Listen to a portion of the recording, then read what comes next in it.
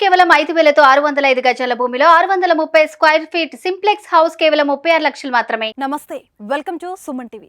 కాంగ్రెస్ హయాంలో సొంతింటి కల తీరేనా? బీఆర్ఎస్ ప్రభుత్వంలో దక్కని ఇల్లు రేవంత్ సర్కార్ ఇస్తుందా? కాంగ్రెస్ ఇందిరమ్మ ఇల్లు హామీ ఎప్పుడు నెరవేరుస్తారు? ఆ పథకం యొక్క విధి విధానాలేంటి? తెలంగాణలో జానెడు స్థలం, సొంత గూడు లేని పేదల నుంచి ఇలాంటి ప్రశ్నలే వస్తున్నాయి. కొత్త ప్రభుత్వంలో ఇంటి కోసం కోటి ఆశలతో ఎదురు చూస్తున్నారు.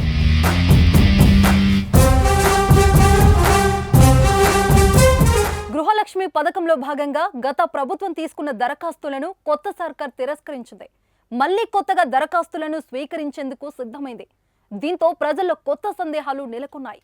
ఇందిరమ్మ ఇంటి కోసం అర్హతలు ఏముండాలి? అసలు ఇందిరమ్మ ఇల్లు ఎవరికిస్తారు? ఇంటి కోసం ఎక్కడ అప్లై చేయాలి అనే సందేహాలతో ఉక్కిరిబిక్కిరవుతున్నారు. ఎన్నికలో కాంగ్రెస్ 6 గ్యారెంటీలను ప్రకటించింది. ఈ హామీలు కలసొచ్చి ఘన విజయం అందుకుంది.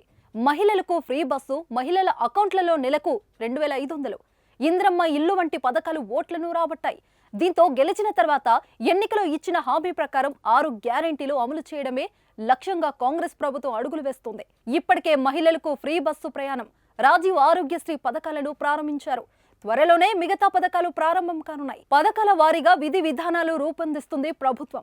ఈ క్రమంలో ఇందిరమ్మ ఇల్లు పథకాన్ని వేగంగా అమలు చేసేందుకు కసరత్తు ప్రారంభించింది. అర్హులను సులభంగా గుర్తించేందుకు సరికొత్త చర్యలను తీసుకుంటుంది.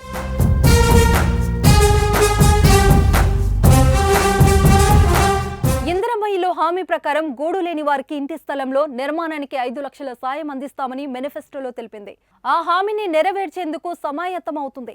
ఈ మేరకు గ్రామాల వారీగా సభలను ఏర్పాటు చేసి దరఖాస్తులను స్వీకరించనుంది.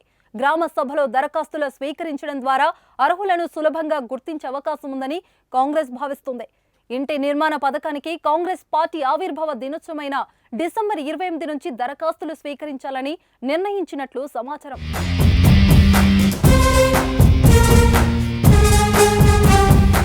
అయితే ఆఫ్లైన్లో దరఖాస్తు స్వీకరిస్తారా లేదా ఆన్లైన్లలో స్వీకరిస్తారా అన్న దానిపై ఇంకా క్లారిటీ రావాల్సిందే. వస్తున్న వార్తల ప్రకారం ముందుగా సర్పంచ్ ఆధ్వర్యంలో ఆఫ్లైన్లలో దరఖాస్తు స్వీకరించి తర్వాత ఆన్లైన్లలో పొందుపరిచే ప్లాన్ వేస్తున్నారు. మరోవైపు 3-4 డిజైన్లతో ఇంటి నమూనాలను గృహ నిర్మాణ శాఖ సిద్ధం చేసినట్లు సమాచారం. డిసెంబర్ 21 సీఎం రేవంత్ కలెక్టర్లతో సమావేశం కానున్నారు. సీఎం అయ్యాక కలెక్టర్లతో మొదటి సమావేశం ఇదే. ఈ మీటింగ్ అనంతరం ఇందిరమ్మ ఇల్లు పథకం విధి విధానాలపై ఓ క్లారిటీ రానుంది. అదేవిధంగా 6 గ్యారెంటీల అమలుపై కూడా కలెక్టర్లతో రేవంత్ చర్చించనున్నారు. వివిధ శాఖలలోని వాస్తవ పరిస్థితులపై ఓ అంచనాకు వచ్చి హామీల అమలుపై దృష్టి సారిస్తారు. అలాగే కొత్త రేషన్ కార్డులు, రైతు బంధు లాంటి విషయాల్లో కీలక నిర్ణయాలు తీసుకునే అవకాశం ఉంది.